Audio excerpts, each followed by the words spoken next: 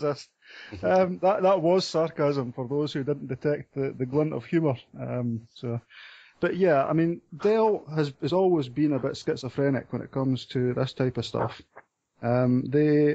Even before that, I'm sure it was Dell who said some idea storm or something, and one of the major thing that they got back from this idea storm is we want an option to buy Linux or to buy Ubuntu or whatever pre-installed. And then since then, they did kind of do it, but they only did it in certain models, and the price wasn't anywhere near what it really should be. Because of all the kickbacks for the pre-installed Norton and pre-installed McAfee and all this kind of stuff. So the price was never right. It was never promoted by Dell. It was never consistent. You might be able to get one model in the States and for a little while, and then that would be taken down, and then you get another model only available in Australia, and it was right at the top of the line. They would never sell anything like lower down the range. You couldn't pick, and all the default options were Windows. They wouldn't advertise it, and then they would take it down, and they would almost keep changing. And I just got the impression that they wanted the kudos from the Linux community for Linux users and free software users to bless them as a company that's friendly to free software, and therefore give them the business instead of HP or whatever other major vendor, without actually going through with it. It was more like lip service, and we'll do the bare minimum to keep them happy to get their money. But the bigger client, the one that we really have to make sure we don't upset, is Microsoft. Because if Microsoft, they wouldn't do it anyway, but if Microsoft said, right, you're flirting too much with Linux, what we're going to do is we're not going to sell you any Windows licenses for a year to put on any of your machines. What does Dell do then for their customers? Their whole business is built on Windows. They cannot do that legally. They could not do that because Dell would sue them. But what they do is they keep all the contracts secret. What I did in my website, we exposed some from the courts. We have some contracts in the past which are supposed to be extremely secret, where you see how they can play with the prices and do so-called discounts and private deals and special offers and things like that to the companies, and they play the companies against each other, and they do the discount game based on who's more loyal to Microsoft. Now, just one very quick point is, with Dell, the big customers, some of the big customers are basically servers to companies. They sell them to lots of companies. I think even Google possibly buys some from Dell.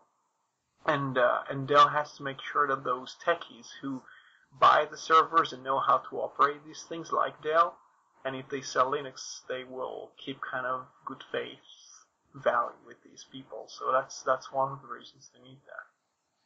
Of course, it could be used as a bargaining chip as well. If you're a large vendor and you imply that you're favouring Linux-based products, it could give you more bargaining power at the table when it comes to negotiating with Microsoft. Just to throw that one in.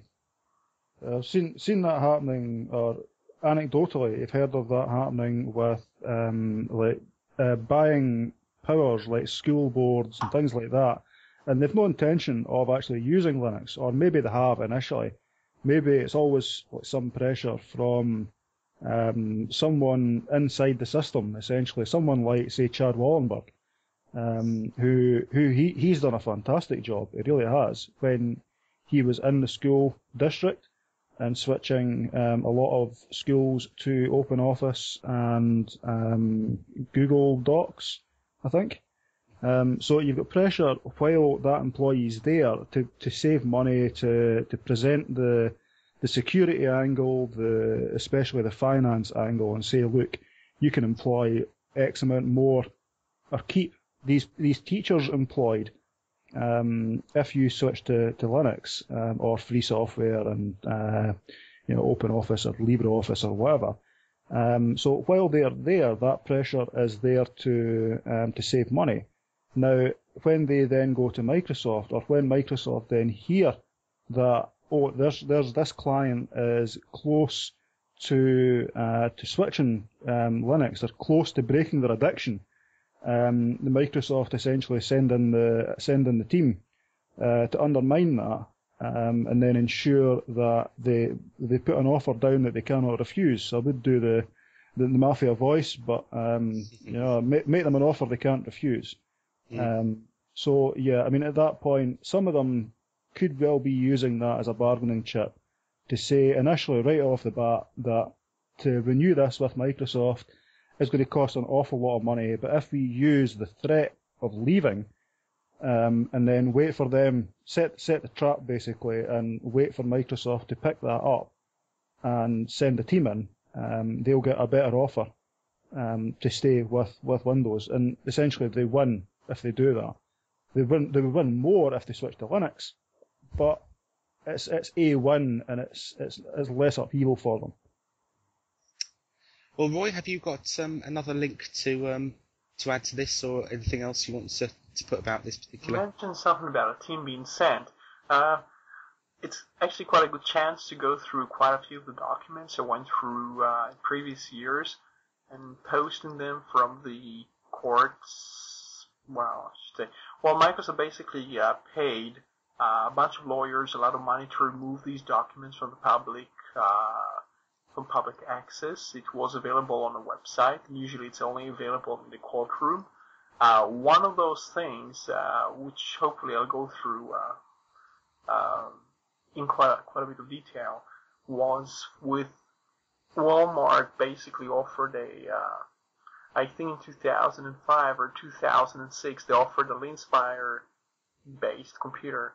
And Microsoft, as soon as they saw that, we can see the emails that they pass around when they establish what's called a task force to go to Walmart and to offer them this sort of offer they cannot refuse, or to try and scare them out of selling Linux.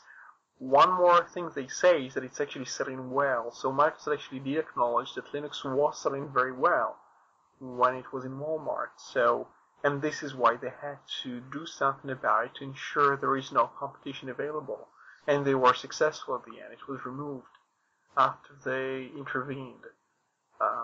I assume there will be more cases like that. This is just one of those cases where you have the smoking guns. You have the names of the people at Microsoft who are working on this team. You have the managers giving them commands. You have them spying on people. You see the emails being passed around with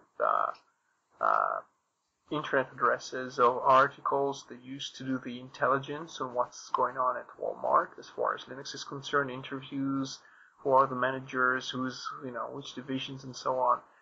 And they're very, very effective and very systematic. They know how to handle the situation when they do the Linux deployment. And they have to shoot this down before it expands or before anybody reports, look at this shop, they put Linux on the shop. Put it on the shelves and on sale, and it's selling well. But the worst thing they want is for this type of thing to be a success story, because other shops will follow those same footsteps.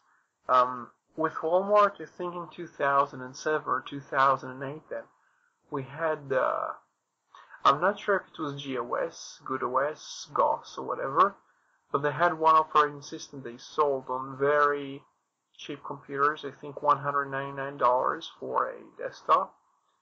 And Associated Press, I think, broke the news about them kind of dumping Linux, and they made a huge amount of press out of it. It's like you think, why is it covered? Like this is the, the announcement of Vista or something. Just because Walmart decided they didn't even stop selling Linux. They basically decided to sell it on the website instead of the shop and the website. And this seemed like possibly another case of Microsoft getting involved in some way. But we don't have the documents going to 2000. Yeah, sorry. Yeah, I think with that, you've seen it with the intro of the netbooks as well, with the Triple EPC when it first came out, as well as the Walmart thing. I think GOS at the time, people referred to it as a Google operating system because it was all sort of cloud-based, that type of thing. It relied on like various Google services. I'm not sure. It wasn't an official Google thing. It was before Google decided, oh, we could do our own Chrome OS. But I think people unofficially sort of called it Google OS, or thought that's what the G stood for. But anyway, it definitely does look like